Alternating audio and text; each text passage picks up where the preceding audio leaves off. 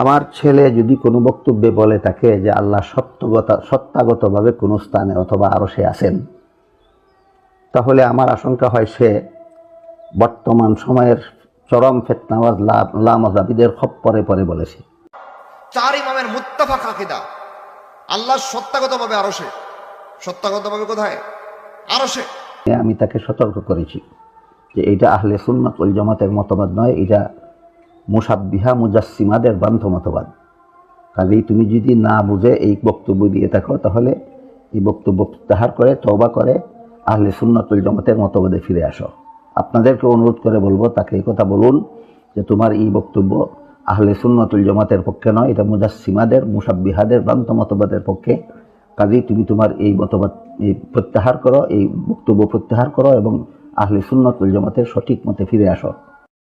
অগত্যা আল্লাহ না করুন, আমিও সতর্ক করি, আপনারাও সতর্ক করার পরে যদি এই ভ্রান্ত মতবাদ থেকে ফিরে না আসে, তাহলে আপনারা যারা আমার এবং হক্কানি উলামায়ে কেরামের এই দিক নির্দেশন অনুপাতে যারা হক পথে চলেন, হক আকীদা পোষণ করেন, হক পথে চলতে চান, আমি আপনাদেরকে বলবো যে কামরুল ইসলাম যদি তার ভ্রান্ত মতবাদ থেকে ফিরে না আসে, তাহলে আপনারা তার অনুসরণ করবেন না, সে পথভ্রষ্ট।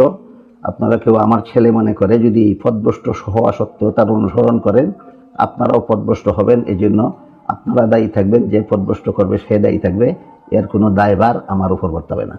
আমি যে সমস্ত বক্তব্যে বলেছি আল্লাহ মানুষের সমাবেশেও থাকেন, বিভিন্ন স্থানে অমুকখানে তমুকখানে থাকেন, এই মর্মে যেসব বক্তব্য দিয়েছি, এইসব বক্তব্য পবিত্র কুরআনের এবং হাদিসের বিভিন্ন বরাত সহকারে দিয়েছি।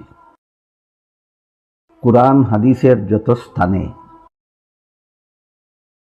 আল্লাহ কোন স্থানে আছেন বলে উল্লেখ করা হয়েছে, যেমন কোথাও বলা হয়েছে সমস্ত লোকের সাথে সাথে থাকেন, কোথাও বলা হয়েছে 3 জন মানুষের সমাবেশে আল্লাহ থাকেন, কোথাও বলা হয়েছে 5 জন মানুষের সমাবেশে আল্লাহ থাকেন, এমনকি এক পর্যায়ে আল্লাহ বলেছেন ওয়া কুন্না গায়িবিন, আমি কোথাও অনুপস্থিত নই।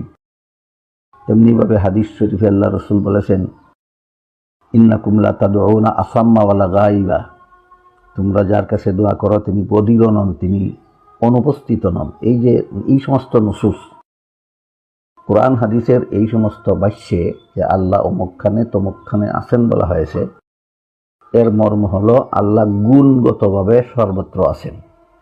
জগতে এমন কোনো স্থান নাই যেখানে আল্লাহ গুণগতভাবে নাই।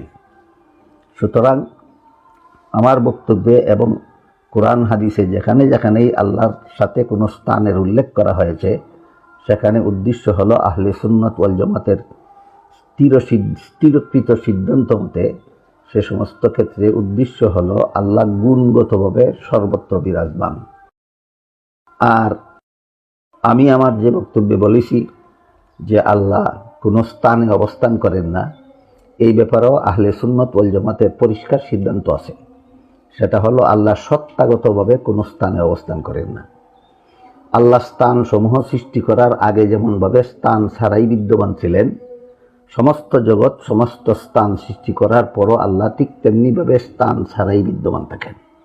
সুতরাং এখানে দুটি কথা পরিষ্কার, এখানে সিদ্ধান্তহীনতার কিছু নাই।